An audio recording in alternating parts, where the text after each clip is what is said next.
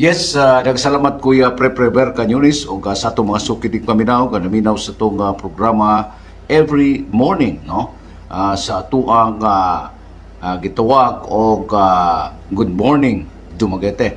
Nga diin magkaigsunan, atong kaabak usab karon si Douglas Nazareno sa breaking news and the rest of the people listening, no? Kutob mabot sa atuang Sibianan. Nga kining atuang gipabot ng kasiran nagikan sa kagamahanang syudad sa Dakbayan sa Dumaguete o pinaagi sa atuang City Public Information Office. So mao kini ang atuang balita karong buntaga. Uluhan sa atuang balita, Dumaguete City welcomes the New Year 2024 with hope and optimism. Crowds of families, friends, tourists, and expats of various nationalities converge at the Pantawan People's Park for their picnics as they choose the best spots to watch the grand fireworks display to welcome the New Year on Wednesday midnight. Mayor Felipe Antonio B. Remolio led the New Year's countdown as colorful fireworks lit up the sky and 2025 signage was illuminated at the stroke of midnight to the cheers and joy of the assembled throng. The enthusiastic revelers also took turns in taking their photos or selfies before the 2025 signage with their families and friends, including the foreign tourists. Mayor Remolio shares his optimism and the profound prayers that with the unity of purpose, all of the projects and initiatives designed to make Dumaguete City an even better and prosperous place for the people will be realized. Mayor Remolio also wishes that everyone can achieve their life goals and to be blessed with good health throughout the year. Several local officials and special guests, including Councilor Carissa Faye Tolentino Maxino, City Administrator Lani Ramon, Attorney Deo Remolio, the city's First Lady Attorney Christine Remolio, City Tourism Office Officer in Charge Catherine Therese Aguilar, former Councilor Renz Macion, former Piapi Punong Barangay Clark Labi, Poblasyon 8 Punong Barangay Maylene Rose Mariano, Look Punong Barangay Erwin Lusada, City Engineer Lloyd Tinaha, and City Economic Enterprise Department Head Engineer Leticia Duran join the revelry. So mao kana ang atuang unang balita mga kaigsunan, no? Karong tuig 2025 kabahin kini sa pagpahigayon sa countdown nga gi-eliminate nato ang gitawag og 2025 signage o adunay mga fireworks ni adtong pagsaulog o pag-welcome sa kini gitawag nato og bag-ong tuig 2025. Okay, so 2025 mga kaigsunan padayon sa gihapon ang atuang mga proyekto sa atuang kagamhanang syudad sa Dakbayan sa Dumaguete. Adunay gitawag mga kaigsunan og continuing projects nga diin mga proyekto nga giimplementar nga kapadayon pa mga kaigsunan sama sa atuang gitawag og mga concrete bridges, mga passable nga mga igno nato opening of roads and mga inner part of the barangay nga diin mga kaigsunan trabaho.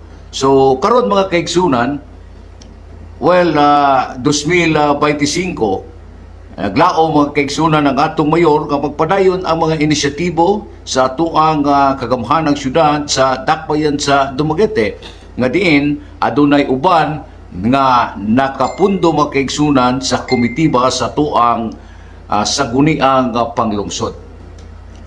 Ang atuang mga proyekto nga diin mga kaigsunan like for example the concrete bridges, I think hapit na gyud kayo mahuman ang batinggil hunog nga concrete bridges o ang atuang barangay Kandaway traversing also ngadto sa barangay Balugo. Pero sigurado ko mauna kining batinggil northern hunog nga road or concrete bridge nga diin mga kaigsunan approaching na lang ang kulang. So padayon ang mga proyekto nga gipabot sa atuang mayor ngadto sa atuang mga katawhan with the purpose mga kaigsunan mga tumong ug tuyo nga diin haron maka decongest ang atuang mga kaigsunan nga mga motorista o of course even sa nakalain-laing lugar mga kaigsunan like for example part of Bacong and sa parte nga south Valencia and the rest and including sa north nga bahin nga lugar no sa silingang dapit sa tuang dakbayan sa Dumaguete because anaa diha sab ang atuang diversion road nga diin mga kaigsunan pasabol na ang uban nga lugar except that adunay mga bridges nga gipalapdan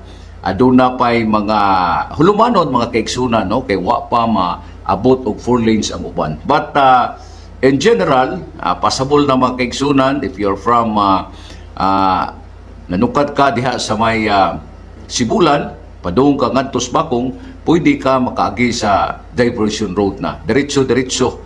So, gawas niya na mga kaigsunan, importante sab kaayo, kining uban nga mga proyekto like what I have mentioned, kining mga concrete bridges, nga diin, o mahuman ni mga kaigsunan, at least ma-decongest ang ato ang traffic o maayo ang ato ang dagan sa ato ang igno nato mga motorista mga kaigsunan kay maglisod sila sa syudad ari sila sa babaw dapit nga bahin mo cross lang sila kay aduna naman tay kini gitawag og concrete bridges nga angayan nga agiana no di na ta magproblema susama kaniadto.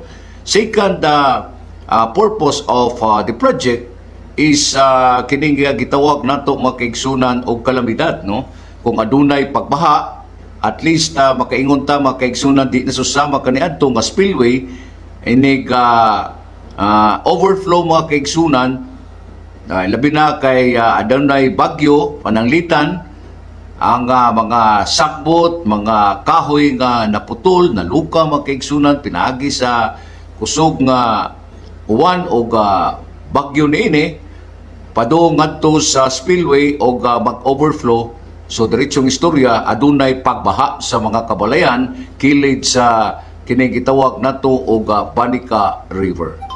So mao na mga kaigsunan and mga major purpose no sa pagpatukod sa concrete bridges sa atua traversing Banica River. So karon and hapit na mahuman mga kaigsunan wa naman ta makadungog nga adunay pagbaha kilid sa atuang Banica gawas nga adunay gitawag nato og flood control projects nga gihimo sa atuang national government pinaagi sa Department of Public Works and Highways ang atua sa mga concrete bridges mga kaigsunan which is funded by the city government ang pundo gikan sa panudlanan ang pagpatukod sa mao nga konkrito nga taytayan mga kaigsunan nga gibutang no igno nato giput up no sa ato ang mayor pinaagi sa iyang inisyatibo o paglikay usab sa mga katalagman. So karon at least makaingon ta mga kaigsunan nga safety ang ato ang mga kabalayan karon kilid sa may Banica River because of kining spillway nga gihimo ng concrete bridges. O aduna pay usa mga kaigsunan because adunay mga proposal nga nakabitin pa karon and we are hoping also nga kini nga mga proposal mga kaigsunan ilang i-discuss no ang ngadto sa hawanan sa sangguniang panglungsod kay karon mga kaigsunan gipadaplin pa gipadaplin pa ang mga proposed projects sa guniang panglungsod. I do not know why, unsay mga basic nga mga rason niana o kay tan-aw nako makaigsunan kung cooperative ka to develop our city, ilabi na nga moagi magyud sa saguni ang panglungsod mga kaigsunan ang mga proposed projects sa tuang mayor. Well, maglaom ta nga sila makaamgusap nga importante ang mga proyekto nga gipaabot, no, para sa kinabag-ang duot sa katawhan. This is not a project for few people. This is a project for the rest of the people of Dumaguete City, including sa ato mga silinganang dapit mga kaigsunan. So that is why kahibaw man ta nga ang dakbayan sa Dumaguete is the window of Negros Oriental or kabisera sa lalawigan sa Negros Oriental. We hope that ang atuang mga legislatibo sa dakbayan maka-realize unsa ka importante ang mga proyekto nga nakabitin nga anaa diha sa komitiba. Karon mga kaigsunan, ilabi na karong nakaduol ang pinili ay, what's the purpose of gisideline lang ang mga proposed projects sa tuang mayor? Akong i-mention, kini gitawag nato mga kaigsunan og kining traffic lights, no? Kining traffic lights mga kaigsunan mo ni unang nadusok.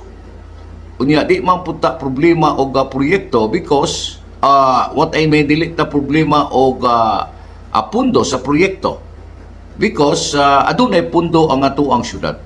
Unya mangita sa pamagi in case adunay mga pamaagi mga kaigsunan nga dili madak-an, di makalitan ang atuang panudlanan sa atuang syudad.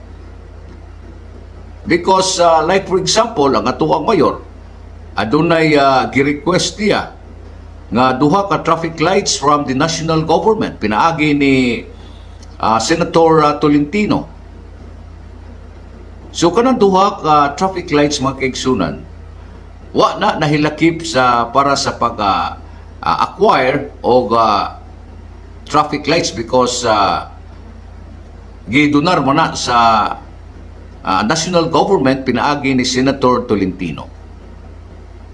But the rest mga kaigsunan nga angayang butangan kining more or less nas 20 kabuok nga lugar nga angayan butangan og traffic lights.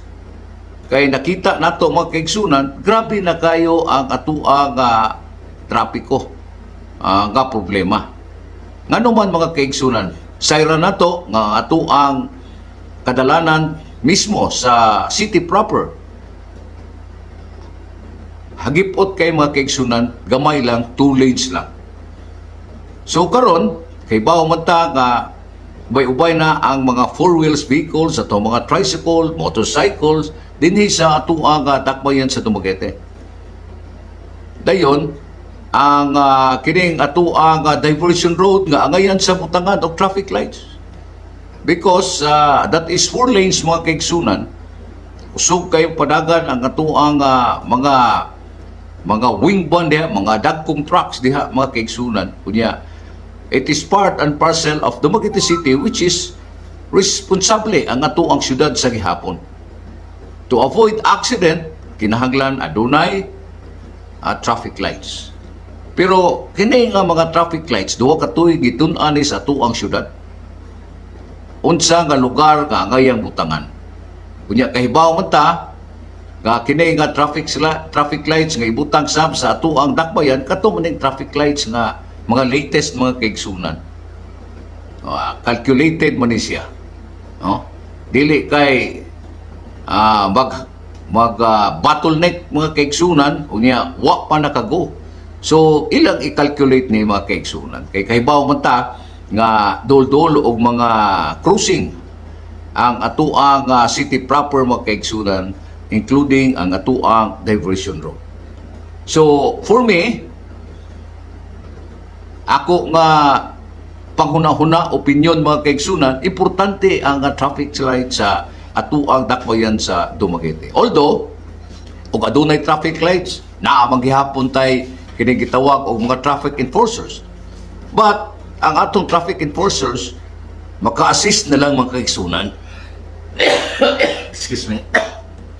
Mo-assist na lang mga kaigsunan sa mao nga ato ang trapiko gamit ang traffic lights. Kay there are also at times nga importante man sab ang ato ang kining mga traffic enforcers. Ilabi na kay bag-o o like for example mabakuhan ang ato mga katawhan, mga motorista, at least sila maka-guide or maka-edukar sa mao nga unsaon paggamit ang traffic lights. So dili na lang rason nga mingon nga dili pa angayan. Ngano man mga kaigsunan dili angayan. Even other places nga wa pa nahimong syudad, populated lang, na magani traffic lights. Kita pa hinuon there is Dakbayans, Dumaguete, usa ka syudad and second class city, walay traffic lights.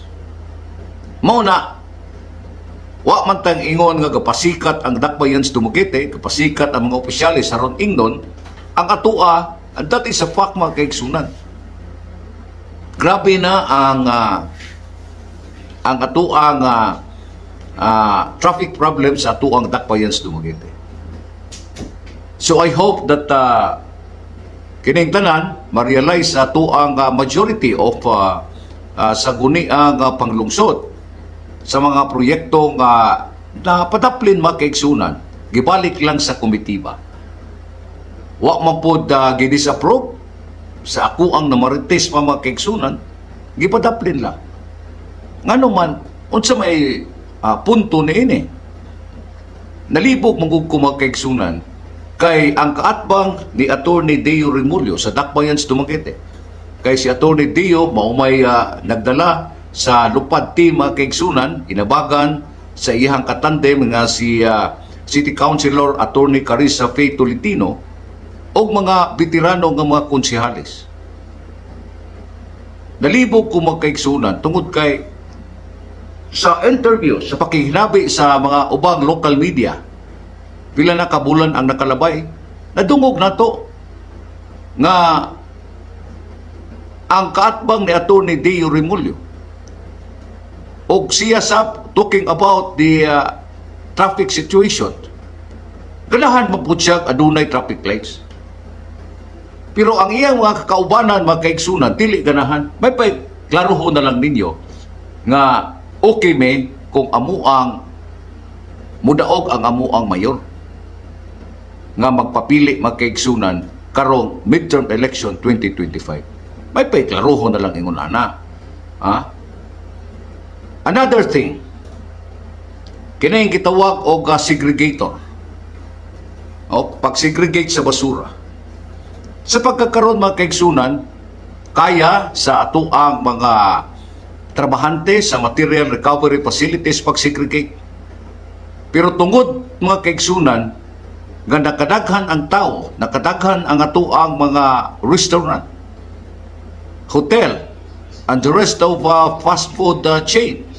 So nakadaghan sab ang ato ang mga basura. Unya, aduna pa'y kulang og disiplina. Ipasegregate ang mga basura at source sa mga kabaranggayan, di pa mahimo mga kaigsunan. Siguro ang uban, seryoso, nga mo take sa responsibility sa pag-segregate sa mga basura. But the rest mga kaigsunan, kulang og disiplina. Wa maanad. Nakasabot man ta ni anak mga kaigsunan, but the city government, kasigira kanunay, labi na ang atong kabaranggayan, kung responsable ang usa ka barangay chairman or kapitan nga responsable kabahin sa basura. Kay kini mga kaigsunan, atong city government kanunayon na magpahimangno i-segregate ang atuang basura sa insakto. Kay haron pag-abot dito sa material recovery facilities, dili na kaayo dako ang trabaho. Ya sayra na to, nakadaghan na ang basura mga kaigsunan, di na to nakalikayan. Alang-alang atong ikunhod ang atuang mga negosyo nganhi para munis ekonomiya o panginabuhian sa atong katawhan. At the same time, if that is the case, Awan na nato sa igno nato nga mga bag-o nga mga teknolohiya. Parang paspas ang trabaho sa atuang pagsegregate sa basura diha sa material recovery facility. Mauna mga kaigsunan. Muna'y mga tumong ug tuyo haron paspas kay bawo man ta nga adunay igno nato sa basura labi nag mga plastic mga kaigsunan. Ma-recycle ni siya because that is the very purpose of the material recovery facilities. Adunay byproducts ni ini mga kaigsunan sama sa solid plastic chase nga din nakahimo na ang material recovery facility ni ana o gipang-donate na ngadto sa mga public schools. Wala ta ka-realize ana or namulitika ra gyud. Kay para nako mga kaigsunan, in order to be progressive, in order the city develop, nga bulambo mga kaigsunan, kinahanglan adunay koordinasyon, adunay kooperasyon sa isig usa ka branches sa tuang local government unit. Ato sang ipadaplin, ipahiplig nato mga kaigsunan ang atong bugnong lugaydon nga pamulitika. Because we're talking about development. If we will talk about development mga kaigsunan, dili ni parehog siling muhalang dayon.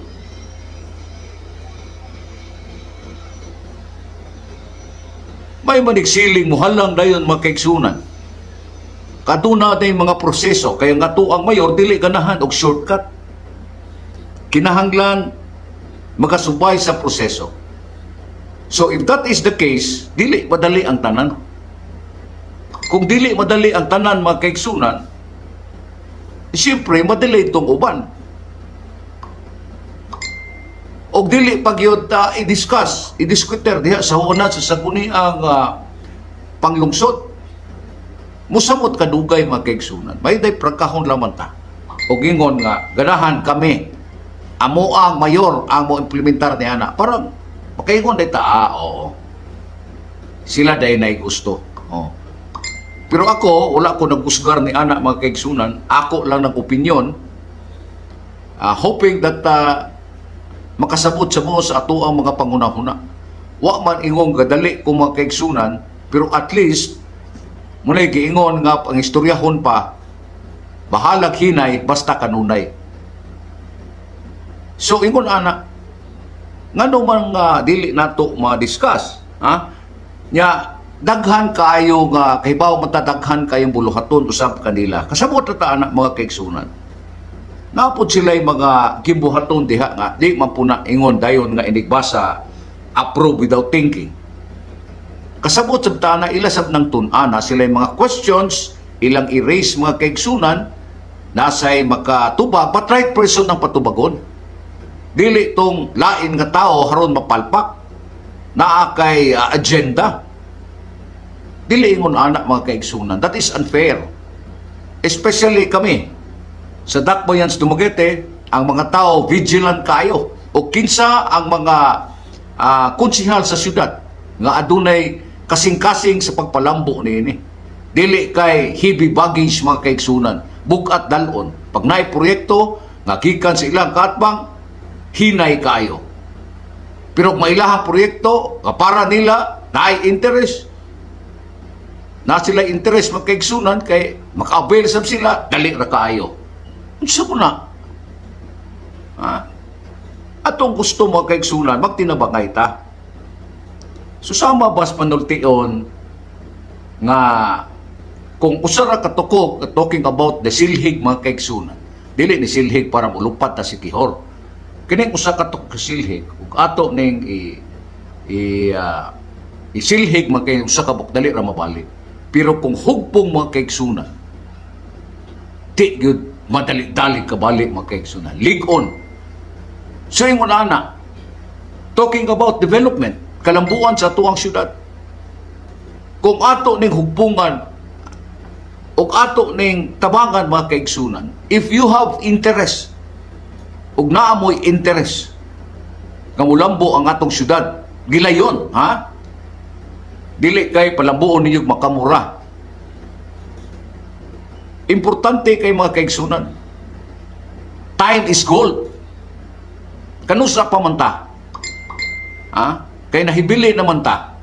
May gani pagpanikamot o inisyatibo, political will sa ato ang mayor, nakalupad ta. Kung maparisan rin tagmayor nga, ganahan na magmika ng dakbayan sa Dumaguete, bagulbol na po ng mga tao.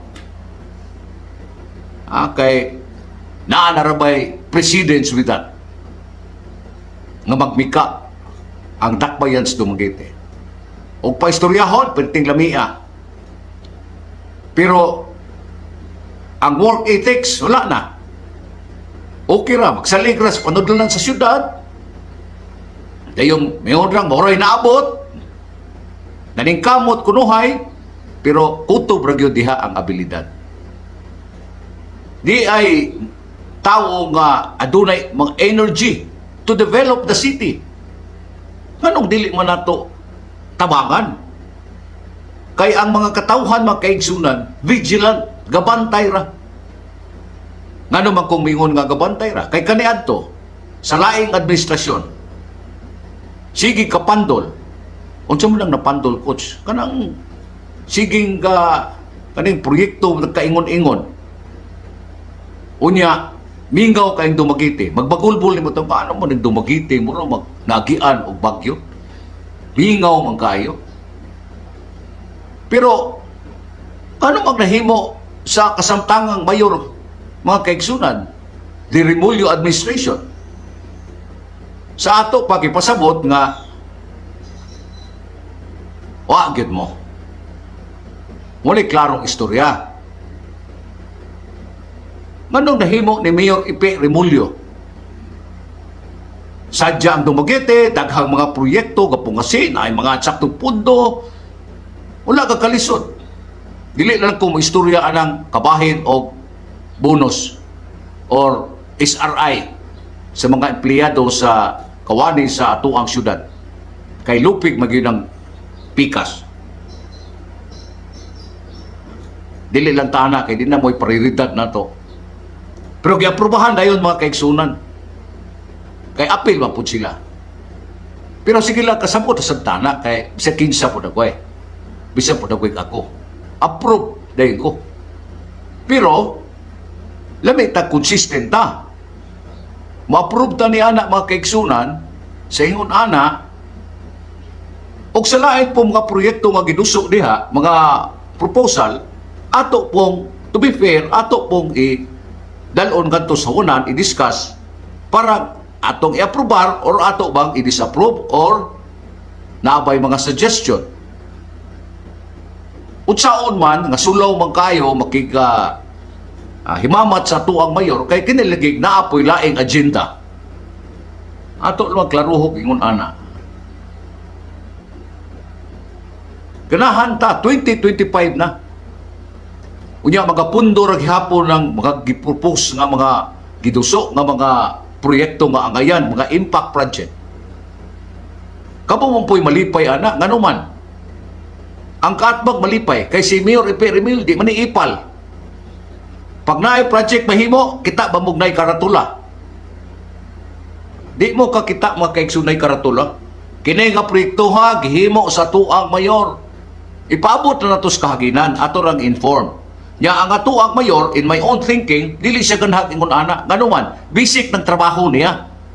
Mo na siyang gipili para patrabaho ingon ana. Nya kamo, kinahanglan matrabaho po mo sa inyong trabaho. Tuo siguro o wa pod gabantay ning ato ang mga katawhan. Excuse me. Bisag ako ani mga higala, di lang nako i-mention kay maunay matastari mga kaigsunan. Pero gusto kong maabrian ang ilang panghuna-huna o ilang kasing-kasing. That is the very purpose. Wa puta na ingon nga nangasaba diri kay kinsa ko puta mga saba nga uyamot ra man puta. Ang ako lang ignon nato mga kaigsunan, emosyon. Pero di po nako ipairal ang emosyon kay og emosyon ato ang ipairal pildi na tani ana. Katawar ning pikas.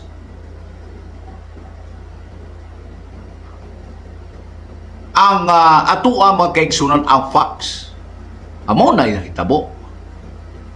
So atong ipabot parang pareha pagpandultion mga kaigsunan nga bisag unsa ka gahis bato o kada adlaw kining tuluan og tubig mabangag gyud sa kadugayan.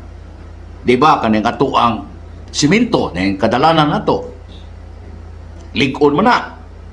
Pero kung kanunayon og sigig ulan, di ba magka-daot-daot nga butangan na laman og spalto, parang di yun madaot dayon. Ingon na anak mga kaigsunan. Dayon, ato ang importante sa kini gitawag nato og annual investment plan. Kini annual investment plan mga kaigsunan ay doon na to, basig na pa extension ini kay 2024 wa pa man gihapon, no? Wa man po na kining gipahigayon nga special session for that. Siguro basig na extension ni ana. Pero ang ato di taganahan untang ma-delayed ang annual investment plan. Kay bao ta mga kaigsunan kining angayan nga proyekto nga ipadapat nga gipadaplin ra. Example, kining traffic lights, segregator para sa material recovery facilities, o kining gitawag nato og concrete bridge nga supposedly ibutang diha kilid sa barangay hall sa Bagay Tabak Tubig labang adto sa may Kulon Extension or kining property diya sa mga sea. Nya, funded ni sa City Disaster Risk Reduction Management Council kaya doon ay mga savings. Kini mga proyektuhan ay mga savings sa atuang syudad. Okay raw tag ipadaplin kay walay kwarta ang syudad. Dahil kwarta ang syudad. Whatever it takes mga kaigsunan.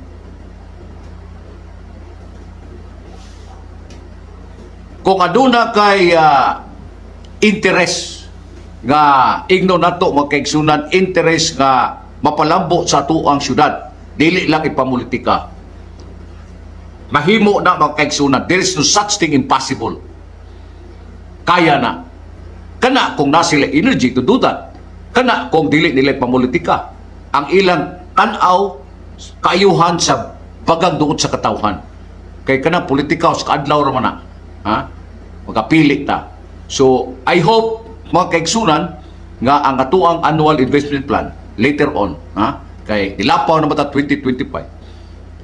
Ilan ning matagaan o maayong pagtagad para at least malipay sab ang katawhan nga makaingon ta nga gabuhat sila ilang trabaho, basic nga trabaho sa paghimo og annual investment plan pag-approve ni ini parang padayon ang paglupad sa kalambuan sa atuang syudad. Wa na tay igong oras na aktos na itong tulumanon.